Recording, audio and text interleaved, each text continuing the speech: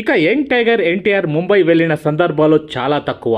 రామ్ చరణ్, ప్రభాస్, అల్లు అర్జున్ వీళ్లతో పోలిస్తే తారక్ అంతగా ముంబై వెళ్ళాడు. ఎందుకంటే యంగ్ టైగర్ ఎన్టీఆర్ హిందీలో గ్రాండ్ గా లాంచ్ కాబోతున్నాడు కాబట్టి. ఇక అయాన్ ముఖర్జీ దర్శకత్వంలో యష్ రాజ్ ఫిల్మ్స్ లాంటి బడా సంస్థలో ఎన్టీఆర్ హృతిక్ రోషన్ తో కలిసి వార్ 2 చిత్రం చేయడానికి కమిట్ అయిన విషయం తెలిసిందే.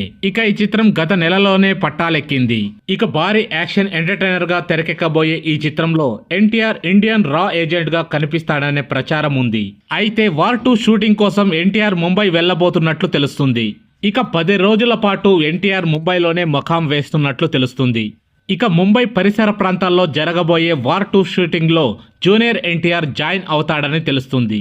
ఇక ముందుగా అయాన్ ముఖర్జీ ఎన్టీఆర్ హృతిక్ రోషన్ కలయికలో యాక్షన్ సీక్వెన్స్ ప్లాన్ చేస్తున్నట్లుగా తెలుస్తుంది. ఇక ప్రస్తుతం ఎన్టీఆర్ దేవరా షూటింగ్ కి బ్రేక్ ఇచ్చి ముంబై వెళ్ళాడు. ఇక వార్ 2 షూటింగ్ లో 10 రోజుల పాటు షూటింగ్